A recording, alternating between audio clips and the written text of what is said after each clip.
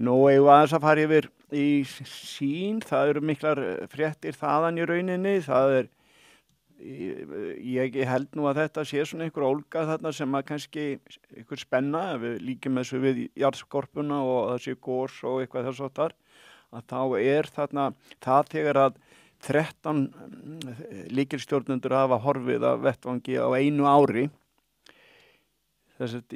Staðan núna í janúar með við stöðuna fyrir einu ári þá hafa 13 lykilstjórnendur hætt og það verður nú að segjast eins og að hvað sem veldur, það eitthvað þarna að gerast innan dyra sem ekki Félagið þarf á hagræðingu að halda.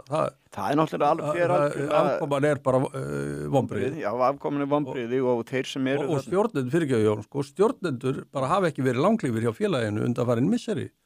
Það bara þannig að þetta fólk svolítið að koma og fara og félagið svona pínlítið og þetta líka síast upp í hlutafhópin og forstjórarna, þannig að þetta er svolítið órói í kringum þetta félag. Nú það kannski óróin byrja náttúrulega þegar Herdís náttúrulega ráðin inn, það eru einhverju hluta vegna hún ráðin inn, hún hefur einhver skilaboð frá stjórninu hvað hún eigi að gera og hennar skilaboð eru vantarlega þau að til hennar eru að hún þarf að minnka kostnað, hún þarf að auka sölu, hún þarf einhvern veginn að snúa fjölmiðla hlutunum við. Ef við bara förum rétt aðeins yfir nokkur nöfn sem hafa hætt þarna, þá náttúrulega Kristín Friðgeirsdóttir sem satt lengi í stjórn Haga var kendi lengi í London School of Economics, ef ég man þetta rétt. Hún hætti þarna sem fjármálastjóri. Nú Eva Georgsdóttir hefur verið sjónvarpsstjóri Stöðvar 2 og hún hætt. Þetta er náttúrulega algjört líkil fólk. Já, þetta finnst mér vera líkil. Cecilia Birgisdóttir sem var framkvæmdastjóri Vodafone, það var að tala símahlutann, fjarskiptahlutann, hún hætt. Vilborg Helga Harðardóttir, systir Magnúsar Harðarsson í Kauphöllinu og Páls þeirra bræðra. Hún sem sagt var yfir framkvæmdastjóri vefmiðlana, hún var forstjóri Já, sem sagt þegar það fór inn í þetta fyrirtæki. Hún hætt. Kolbrún Dröfn Ragnarsdóttir var að hætta en hún var yfir öllum auglýsingamálum fyrirtækisins eða Stöðvar 2 og Vísis og fleiri.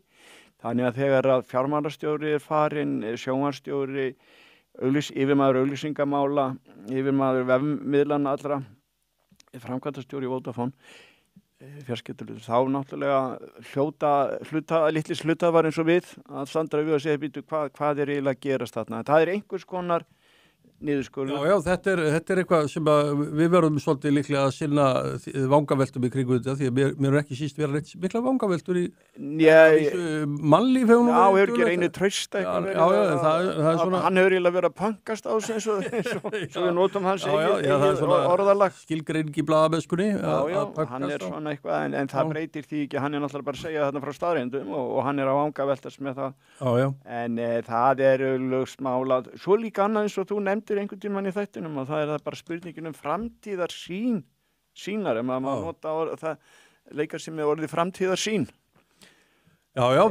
Verður þetta þannig að menn munu leggja niður fréttastofuna bara og segja sem svo, við ætlum að einbeita okkar að skemmtiefni, það er að segja íþróttum, framhaldsþáttum og svo fjarskiptahlutum. Já, ég sem gamalt fréttamenn myndi sjá eftir fréttastofu, ekki endilega því ég telja hann að vera svo framúrskarandi góða í dag. Hún bara frekar slöpp í dag. Já, en þarna inn á milli. Partísk þessu. Já, en inn á milli eru mjög góði fréttamenn.